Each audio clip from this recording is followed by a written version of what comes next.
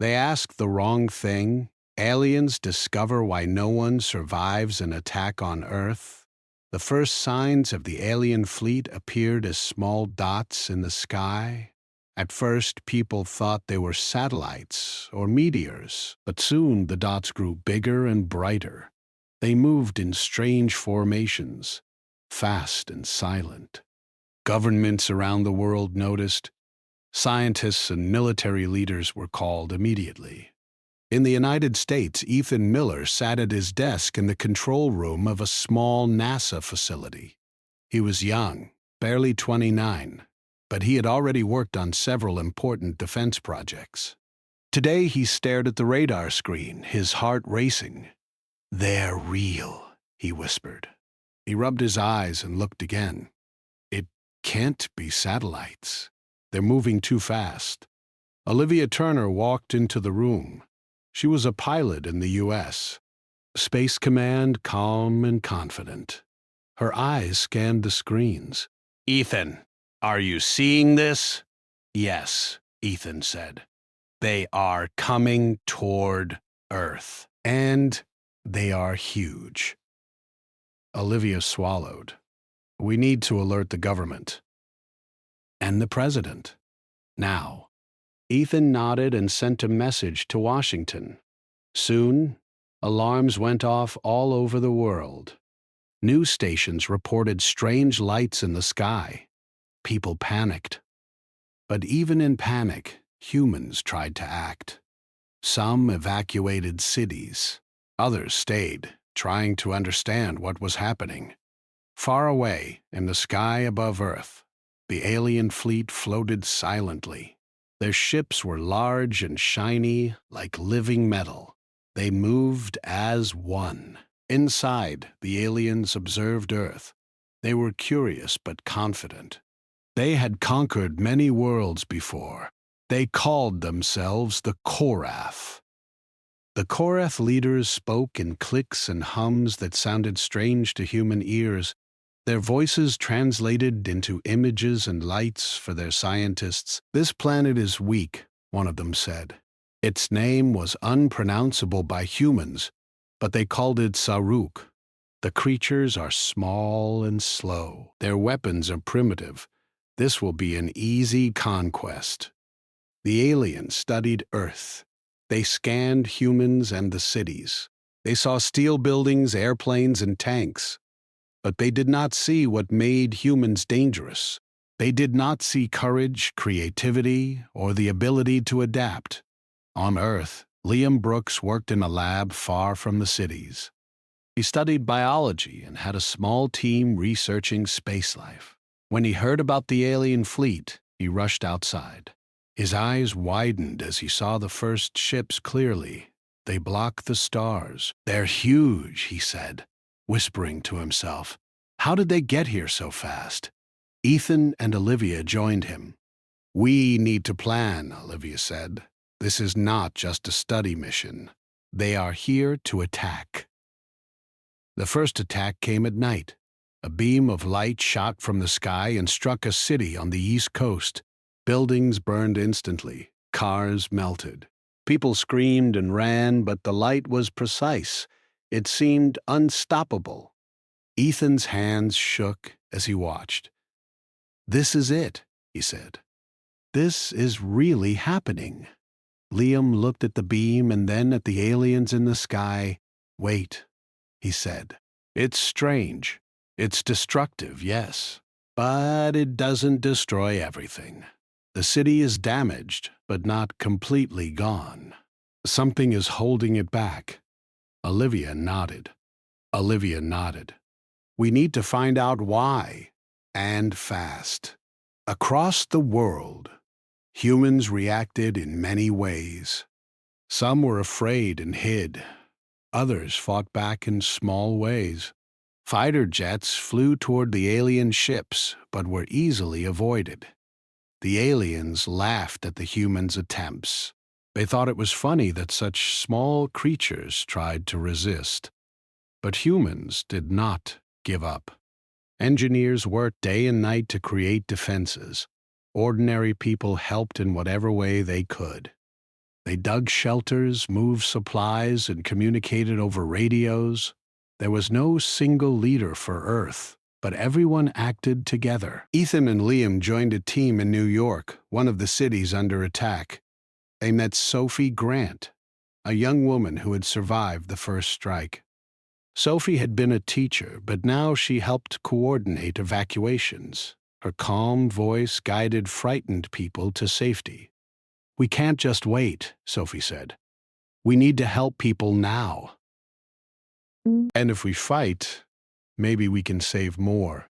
Olivia flew over the city in a small jet, trying to keep the aliens' attention away from the civilians.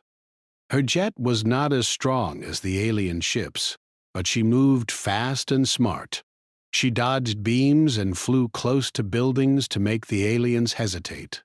Every small action gave humans more time to survive. In the lab, Liam and Ethan worked on something unusual. They examined the beams fired by the aliens. Liam noticed patterns. "But they are precise," he said. "They target buildings and groups, but they avoid open spaces sometimes. There's logic, but I don't know why." Ethan thought quickly. "Maybe we can use that. If we understand their pattern, we can protect more people." As humans adapted, the aliens became confused. They had expected an easy conquest, but humans did not behave as expected. They did not panic entirely. They did not surrender. Instead, they fought in small, clever ways. Every city that survived gave hope to others. Zarok spoke to his commanders. "These creatures are strange. They are weak, but they survive every attack. Why?" Another alien clicked in response. "Perhaps they are lucky." Zarok shook its massive head. "No, luck is not enough. There is something in them we do not understand." Back on Earth, people began using improvised weapons. Drones were modified to carry nets and signals to confuse the alien sensors. Large mirrors reflected beams into empty space, wasting the aliens' energy. Ordinary people became inventors overnight. Ethan and Liam created small devices that sent pulses to the alien ships. The pulses were weak, but they caused small malfunctions. Alien weapons misfired for a few seconds, long enough to save people. Olivia led a daring flight to distract a group of alien ships heading for Washington, D.C. She maneuvered the jet between skyscrapers and dodged beams. People watched from below, amazed. Her courage inspired them. Even though cities burned, humans survived. Some were injured. Many lost homes, but they did not give up. Every human action, no matter how small, mattered. By the end of the first day, humans had survived more than the aliens expected. Small groups in New York, Chicago, and Los Angeles still held out. Scientists, pilots, teachers, and children worked together. Zaruk stared at the reports. "This is impossible," it said. "They should all be dead. Why do they still fight? Why do they survive?" Its commanders tried to explain. "Perhaps it is instinct. Perhaps they fight to live." Zaruk shook its head. "No, there is more. These creatures are dangerous not because of their weapons. They are dangerous because they are clever, unpredictable, and brave. They do not follow logic. They think differently. We cannot understand them yet." On Earth, Ethan, Liam, Olivia, and Sophie gathered in a small room in the New York lab. The room was dim, lit by computer screens and the glow of fires outside. They knew the battle had just begun. "We can do this," Olivia said. "We have survived the first attack. That means we can survive more." Ethan nodded. "We have to be smart. We have to learn from them." Liam smiled faintly. "And we will. We have to. Earth depends on us." Sophie looked at them, her eyes determined. "Then let's not waste time." People are counting on us, and we won't let them down." Outside, the aliens watched, confused and frustrated. They had never encountered a species that survived this long with so little technology. Every strike, every plan seemed to fail. They began to worry, but they were too proud to admit it. Humans did not know yet how dangerous they were to the Korath. They only knew one thing: they would survive. Together, they would fight back. They would protect their families, their homes, and their planet. And for the first time, the aliens began to understand that conquering Earth would not be easy. The sky was still full of ships, and the sounds of battle echoed across cities. But humans moved with courage, working together. Every small victory, every clever trick, and every brave action proved one thing: Earth would not fall quietly. Ethan, Olivia, Liam, and Sophie stayed awake all night, planning the next steps.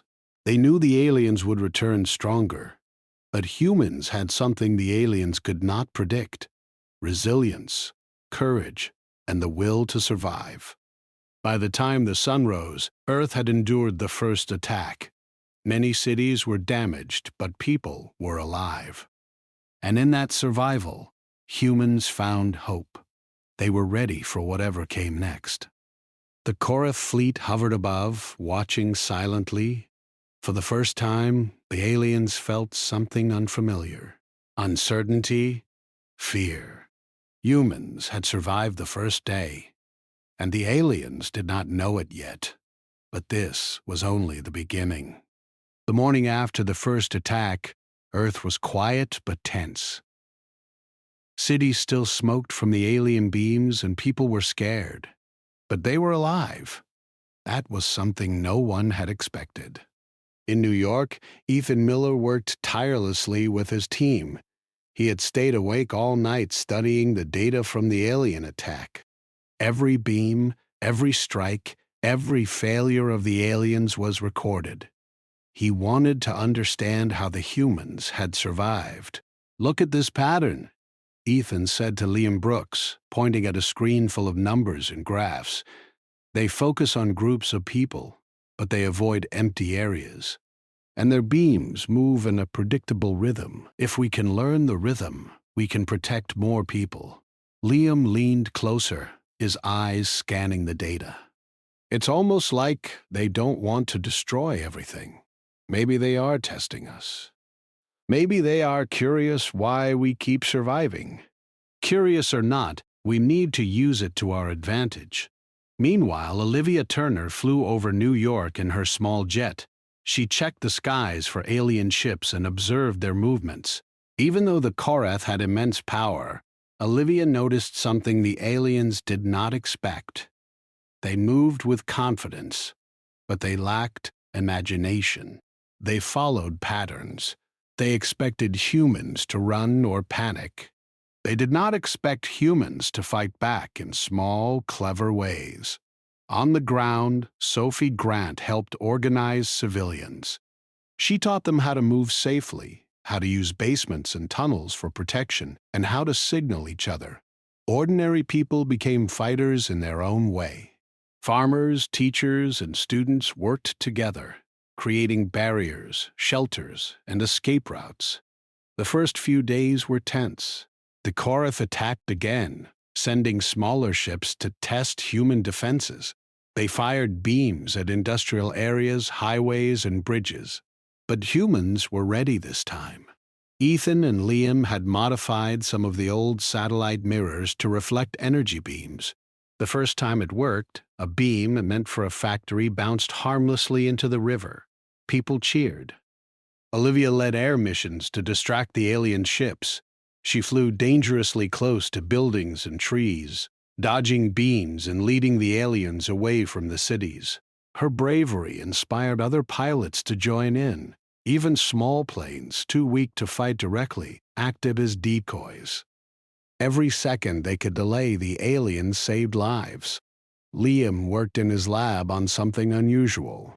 He studied alien biology. The Korath were not human. but they had bodies and sensors that could be affected. He discovered that a certain frequency of sound interfered with their movements. It did not harm them physically, but it confused their senses. "This could be a key," Liam told Ethan. "If we use this sound, we can make them hesitate, make their attacks less effective." "Good. We'll need to find a way to use it on a large scale. Maybe we can attach it to drones or vehicles. Anything that can reach their ships." Across the world, other cities were doing the same. In Chicago, teams of engineers modified trucks and buses to carry reflective panels. In Los Angeles, civilians built simple alarms and warning systems to alert people when alien ships were near. Everywhere, humans were thinking, adapting, surviving. The aliens noticed. Zaruk, the alien leader, became frustrated. "These creatures should be weak," it said. "Our weapons are perfect. They should have died the first day, yet they survive." "How?" Another alien clicked. "Perhaps they are lucky." Zaruk shook its head. "No, luck cannot explain this. Their thinking is different. They are not afraid. They are brave, unpredictable. This is dangerous." The Korath began to change their strategy. Instead of striking randomly, they coordinated attacks, trying to overwhelm humans. They brought larger ships and more powerful weapons. But humans were ready. In New York, Ethan, Liam, Olivia, and Sophie gathered to plan. "They are coming back stronger," Ethan said. "We need to be smarter. We can't just survive by luck." "Rub, iOS." Sophie nodded. "We need traps, tricks, and strategies. Every small action counts." Olivia added, "And we need to inspire people to fight, not just hide. Humans survive when they work together." Ethan looked at the maps. "We can divide the city into zones. Each zone has volunteers who know what to do. Some act as decoys, some protect civilians, and some interfere with the aliens. If we coordinate, we can survive more attacks." Liam smiled. "And I can attach the sound devices to drones. They will confuse the aliens at critical moments." The humans worked through the day and night. They repaired buildings, moved supplies, and trained people. Ordinary civilians became part of the defense. Farmers, students, and workers all had roles. When the aliens attacked again, humans were ready. Beams struck, but reflective panels redirected them. Drones confused the sensors. Civilians moved quickly to safe areas. Every attack caused damage, but humans survived more than ever before. Olivia flew over the city, leading a squadron of small jets. She dodged beams and lured alien ships into traps. Some ships collided or malfunctioned because humans had predicted their paths. The aliens were shocked. Zaruk observed from the command ship. "How can this be? They should not survive. Every world we conquered fell quickly. Yet these creatures fight back. Every action is unexpected. They are not predictable. They are dangerous." The aliens tried to adapt, but humans adapted faster. Every city learned from the previous attack. Each failure of the aliens was a lesson for the humans. They moved supplies, protected people, and built new traps. In New York, Sophie led a group of civilians to reinforce a shelter. "We cannot just wait for them to hit again," she said. "We must be ready. Every small step matters." Ethan and Liam attached sound devices to drones. The drones flew over the city, sending pulses that interfered with alien sensors. Alien beams misfired, hitting empty streets or failing entirely. People cheered as they watched.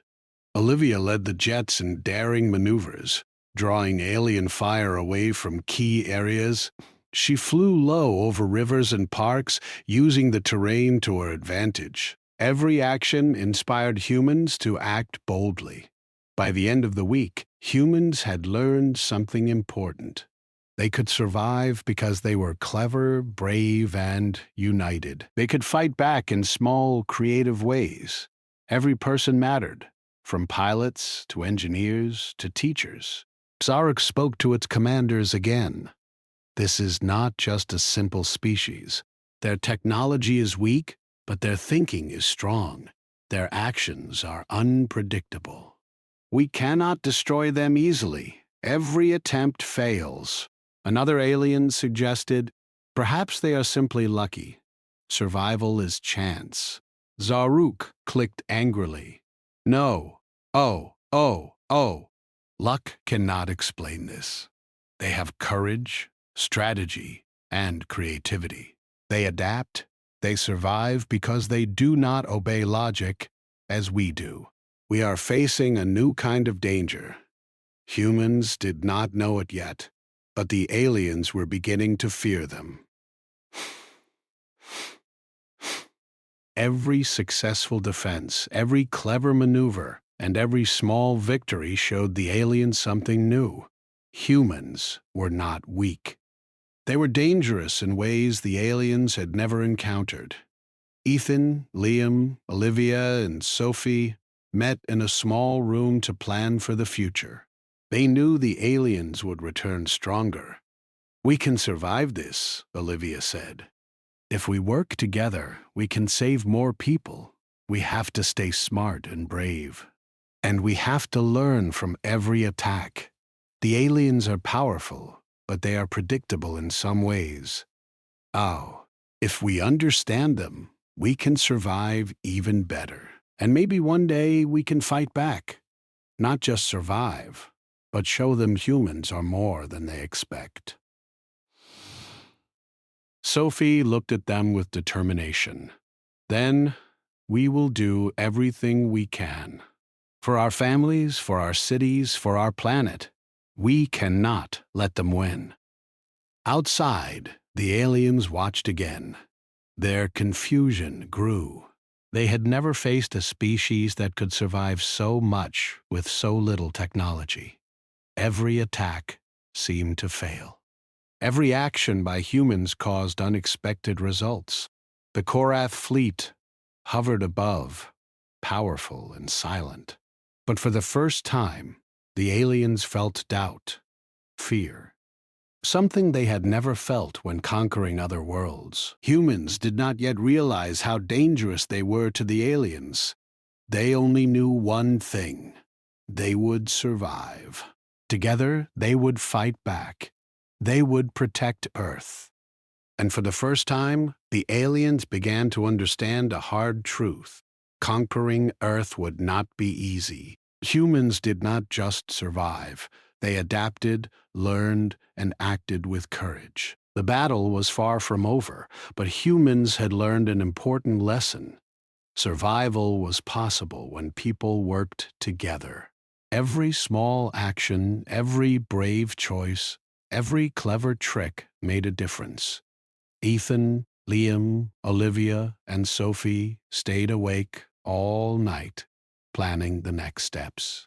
They knew the aliens would return stronger and smarter, but humans had something the aliens could not predict: unity, courage, and imagination. By the time the sun rose, Earth had survived the second wave of attacks. Many buildings were damaged, but people were alive. And in that survival, humans found hope. They were ready for whatever came next. Zarek hovered above, confused and frustrated. Humans had survived, and they had done it with nothing but courage and cleverness. The aliens had made a mistake. They had underestimated humans, and for the first time, they began to fear what would happen if they attacked again. Humans had survived the first week, and the world was starting to realize something powerful. Earth was not weak. Earth was alive, strong, and dangerous to those who thought it would fall easily. The alien fleet had returned. This time, the Korath were not just testing humans. They were serious. Their massive ships blocked the sky above New York, Chicago, and Los Angeles. Energy beams shot down, destroying buildings and vehicles. The aliens moved faster, their attacks sharper, and their intent clear. They wanted to end resistance. But humans had learned. They had survived the first wave and adapted.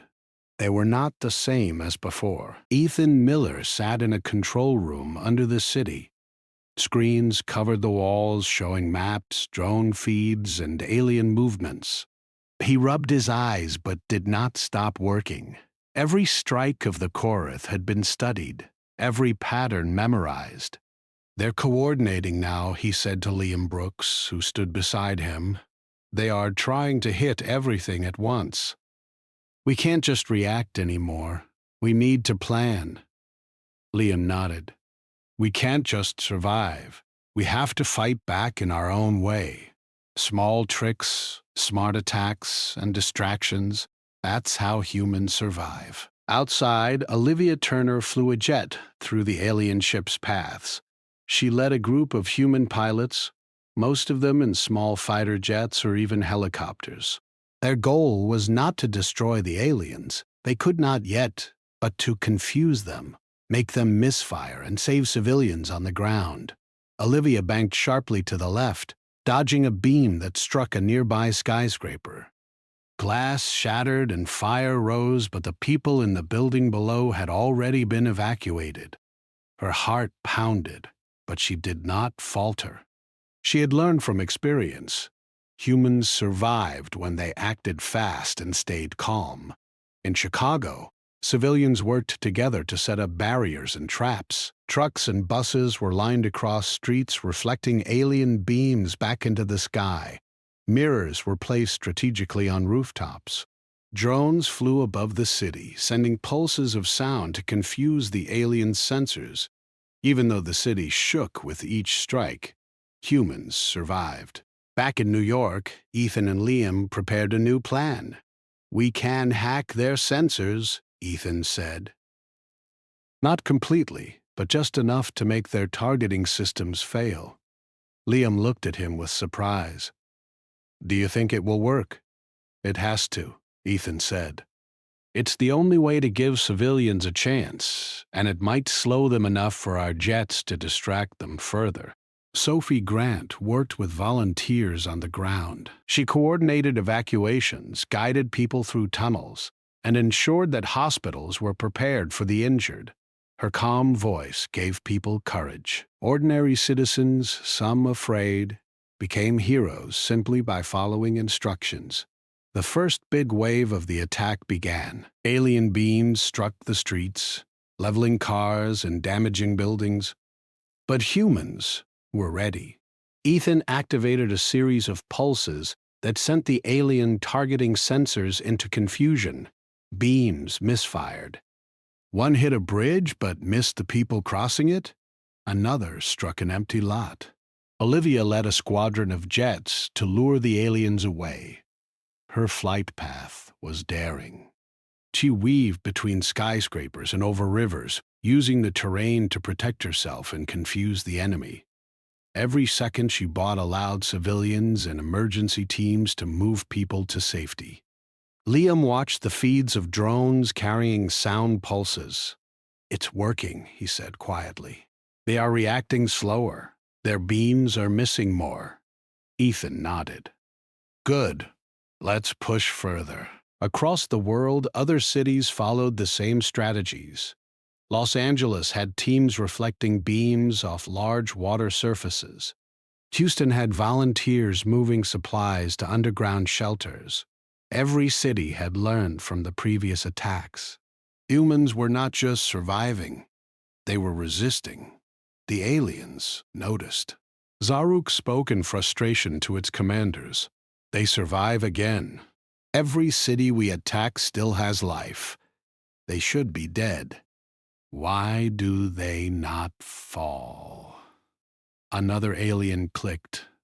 "They are clever. They do not follow fear. They adapt to our attacks." Zaruk roared. "This is dangerous. They survive because they think differently. We cannot predict them. We cannot control them with force alone. The Korath changed strategy again. They tried to overwhelm humans with larger beams, targeting multiple cities at the same time. But humans had prepared. Teams coordinated globally, sharing information through secure channels. Every city knew when the aliens were coming and how to respond. Ethan and Liam launched small drones carrying jamming devices. The pulses interfered with alien sensors, making targeting beams misfire at critical moments. Civilian volunteers moved in tunnels and shelters, guiding the injured to safety. Every small victory built confidence and saved lives. Olivia flew above New York again, leading a daring mission toward the largest alien ship. Her jets dodged beams and forced the aliens to adjust their aim. She risked her life for hours, but the payoff was clear. Fewer civilians were hit, and human defenses grew stronger. In the command center, Sophie coordinated ground operations. "Keep moving," she said to volunteers. Every street cleared, every shelter filled, every injured person guided. This matters. Humans survive because we act together. Ethan studied the alien beams. They are not perfect, he said. They follow patterns. If we can predict them, we can make humans harder to hit. Every misfire is a victory. Liam smiled faintly. And every victory teaches the aliens something about us. They are learning that humans are not weak. The Korath were beginning to understand something new. This was not like other worlds they had conquered. Humans were unpredictable. Humans were brave. Humans thought differently. Every failure of their weapons caused hesitation, confusion, and doubt. Zaruk roared again. They are not afraid. They fight with everything they have, even without technology. Every strike fails because they adapt. They are not just survivors. They are dangerous. And we do not understand them. For humans, the battle was tiring. Cities were damaged, buildings crumbled, and fires burned. But the people kept fighting. Each small success encouraged them. Ordinary civilians became soldiers in their own way. Every creative trick, every brave maneuver, and every clever distraction made a difference. Ethan and Liam continued to refine their drones and devices. They discovered that interfering with the alien sensors and patterns caused larger malfunctions. Beams misfired more often. Alien ships collided or drifted temporarily, giving humans time to evacuate more people. Olivia continued daring flights, leading jets in complex maneuvers. Every move confused the aliens and inspired humans below. Her courage was contagious. Pilots who had never flown in battle joined her missions, acting as decoys and distractions. Sophie organized volunteers to reinforce structures. Bridges were repaired, streets cleared, and emergency supplies delivered. Hospitals received injured people quickly. Every small effort mattered. Every life saved showed the aliens that humans would not surrender easily. By the third day, humans had learned to fight back in small but meaningful ways.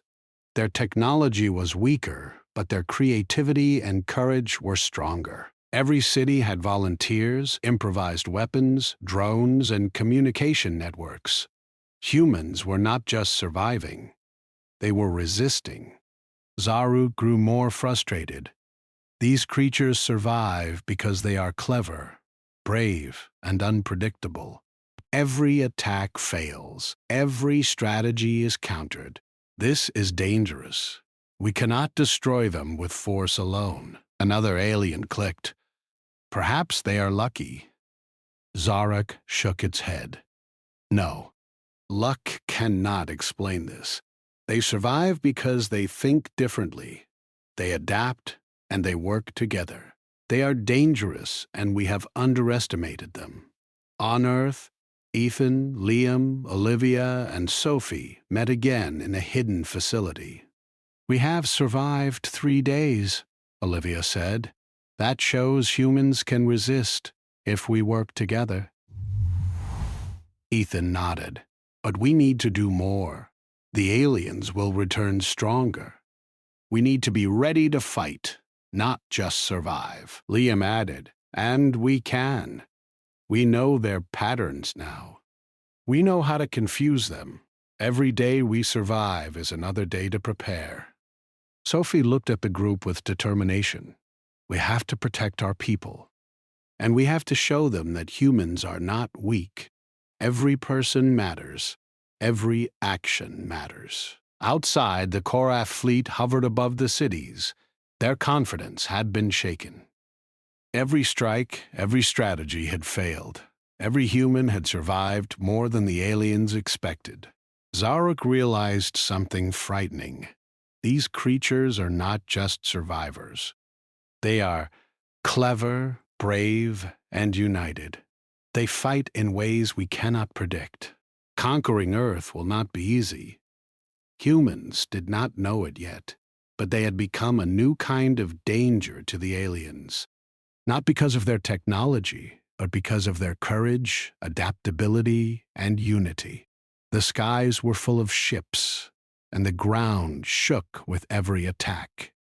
But humans continued to act, plan, and survive. Each small victory, every clever maneuver, and every brave choice showed the aliens something new. By the 4th day, humans had learned a powerful lesson. Survival alone was not enough. To truly defend Earth, they had to fight back in small, smart, and creative ways. And the aliens, for the first time in their history of conquest, realized that defeating humans would not be simple. The creatures they thought were weak were stronger than expected. They were dangerous in ways the Korath could not yet understand. Humans had survived the 3rd wave, and in their courage, cleverness, and unity, they had begun to show the aliens why no one conquers Earth easily. The aliens returned again, larger and more determined than ever. The Korath fleet stretched across the skies above Earth, casting shadows over cities. Their energy beams rained down, destroying everything in their path. They expected the humans to break this time. They expected panic, chaos, and surrender. But humans were ready. Ethan Miller sat in the underground command center in New York. The walls were lined with monitors showing drone feeds, maps, and real-time reports from cities around the world. He rubbed his eyes, tired but focused. "This is it," he said to Liam Brooks, who worked beside him. "They've brought everything they have. If we survive this, we survive for good." Liam nodded, adjusting the settings on a device that sent sound pulses to interfere with alien sensors. "We've learned their patterns. We know how they attack. Every strike they make can be countered if we are smart." Above the city, Olivia Turner flew a jet with 2 other pilots. Her jet was small compared to the massive alien ships, but she did not fear. She had learned how to use speed, terrain, and clever maneuvers to confuse the aliens. "Stay close," Olivia said into her radio. "We need to keep them distracted. Every second counts for people on the ground." Below, Sophie Grant guided volunteers through streets damaged by the attacks. She directed people into tunnels, shelters, and safe zones. Hospitals were filled with injured, but they were organized and calm. Civilians who had once been terrified were now acting bravely, helping each other, carrying supplies, and reinforcing barriers. The first major wave of the attack began. Alien beams struck streets, buildings, and bridges. Some of the attacks destroyed homes, but humans had prepared. Reflective surfaces redirected some beams. Drones carrying sound pulses caused malfunctions in the alien targeting systems. Beams misfired, hitting empty areas. Olivia led the jets in daring maneuvers, flying between skyscrapers, over rivers, and through narrow streets. Every move forced the aliens to adjust, slowing their attacks. Civilians on the ground cheered when they saw her skill. She had become a symbol of hope and courage. Ethan and Liam activated a new set of devices. These were small but powerful, sending pulses that interfered with multiple alien ships at once. Sensors failed, weapons misfired, and some alien ships drifted out of control. Even the Korath had never seen such a thing. Zaruk, the alien leader, hissed angrily in frustration.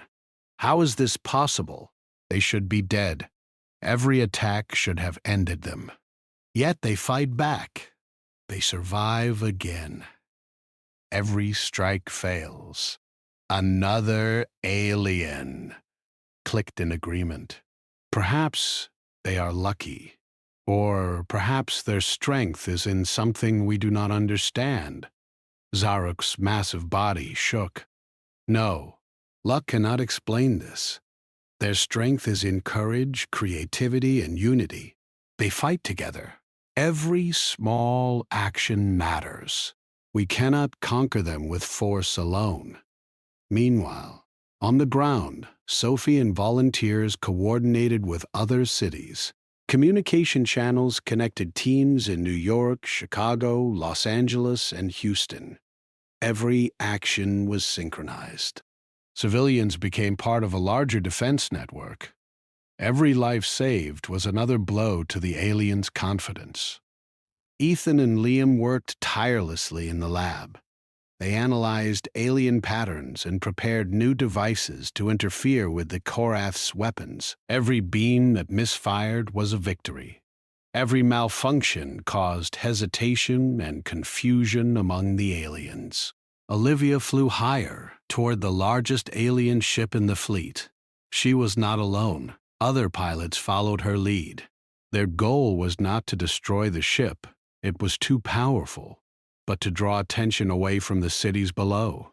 Every maneuver forced the aliens to adjust their attacks, giving civilians more time to survive. For hours, the battle raged. Alien beams struck, buildings crumbled, fires burned, but humans adapted. Volunteers, scientists, engineers, and pilots acted as one. Every small action, from reflecting a beam to guiding civilians, mattered. Every victory, however small, built hope.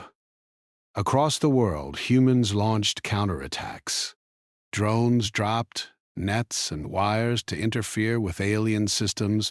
Large mirrors reflected beams into empty space. Sound pulses confused the Korath sensors. Every city used the knowledge gained from previous attacks. Humans were not only surviving, they were resisting. Zaruk observed from the command ship, more frustrated than ever. These creatures are not weak, it hissed. They survive because they think differently, they act unpredictably, and they fight together. Every attack fails. Every plan is countered. Conquering Earth will not be simple. Another alien suggested, perhaps they are lucky. Their survival may be chance. Zaruk shook its massive head. No, luck cannot explain this. Humans survive because they are brave, clever, and united. Every small action counts. We have underestimated them, and it is dangerous. In New York, Ethan looked at the monitors, exhausted but determined. We've survived so far, he said, and we can survive more. But we have to stay focused. This is the final wave.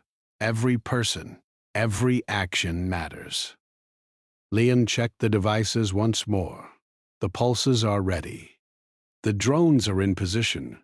We can interfere with their ship's systems. If it works, their weapons will misfire. giving people time to escape. Sophie led volunteers through streets, shouting directions and calming people. Keep moving. Stay calm. Help each other. Every step counts. Olivia, flying over the alien flagship, radioed. I can see their sensors. They are confused. Keep pushing forward. We can buy more time. The aliens fired their largest beams yet.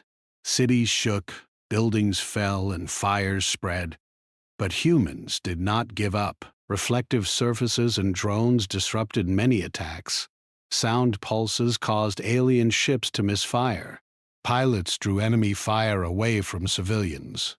Volunteers moved people to safety. Every effort mattered. For the first time, the Curath realized humans were not just survivors. They were dangerous. Every strike that should have killed thousands did not succeed. Every attack that failed increased fear and confusion among the aliens. Zaruk hissed angrily. These creatures survive every attack. They think differently. They act bravely. They work together. We cannot conquer them. They are dangerous, more than any species we have faced. The aliens tried one final strike, concentrating all their weapons on the largest city. Energy beams struck with immense force, but humans were ready. Ethan and Liam activated all their devices at once. Drones sent pulses, reflective surfaces, redirected beams, and volunteers moved people into shelters. The beams misfired, some hitting empty streets, some striking malfunctioning ships. Alien ships collided and drifted temporarily. Pilots, like Olivia, drew fire away from civilians. Hospitals were filled, but no one panicked. Civilians acted with courage, following orders, helping each other, and surviving. Zara could not believe it. Impossible, it hissed. They survive everything. Their courage, unity, and cleverness are too strong. We cannot destroy them with force alone. One by one, the alien ships began to retreat. They hovered briefly, unsure, before leaving orbit. Earth was battered, but alive. Cities smoked, fires burned, and buildings were damaged, but humans had survived. On the ground, people cheered. Ethan, Liam, Olivia, and Sophie looked around at the survivors. Ordinary citizens had become heroes. Children, teachers, workers, and engineers had acted bravely. Every life saved was a victory. Ethan smiled. We survived, and we did it together. Liam nodded. We fought with what we had. We were smart, brave, and united. That's why we survived. Olivia flew low over the city, waving to the people below. Humans survive because we do not give up. We think, we act, and we protect each other. That is our strength. Sophie guided volunteers to check on shelters and hospitals. Every person matters, she said. Every action matters. That is why we won today. Meanwhile, far above, the aliens reported back to their empire. Zaruk's voice was harsh and fearful. We cannot conquer Earth. The creatures are clever, brave, and united. They survive every attack, they adapt, and act unpredictably. No weapon works perfectly against them. They are dangerous in ways we do not understand. The Korath fleet left orbit, shocked and frightened. They had never faced a species like humans before. Every planet they conquered had fallen quickly. But Earth had resisted. Humans had survived every attack, fought back in small ways, and inspired each other. On Earth, people began to rebuild. Cities were damaged, but hope was alive. Scientists, engineers, pilots, and volunteers continued to work together. The world had survived the first great alien invasion, and humans had proven something powerful.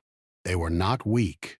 They were brave, and they could survive anything. Ethan, Liam, Olivia, and Sophie met in the command center once more.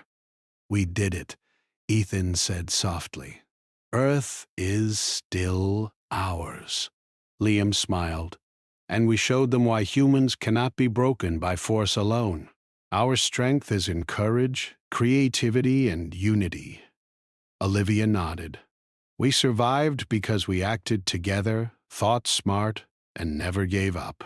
That is why no one can conquer Earth easily." So, Sophie looked around at the team. "And we will keep surviving. No matter what comes next, humans will protect our planet. We have learned something important. We are stronger together than any enemy." Outside, the skies were quiet. The alien fleet was gone. Earth was battered, but alive. People helped each other, rebuilt homes, and comforted the injured. And in every city, humans remembered what had happened. They had survived because they were clever, brave, and united. For the first time, the Korath understood the truth. Conquering Earth was impossible. Humans survived attacks because they thought differently, acted boldly, and worked together. Every plan failed against them. Every weapon misfired. Earth was alive, dangerous, and untouchable. And so humanity proved it once more. They survived not because of weapons or strength, but because they were humans. They were brave, clever, and united. They were unpredictable. They were unstoppable. Earth had survived. Humanity had survived. And the aliens would never forget why no one conquers Earth.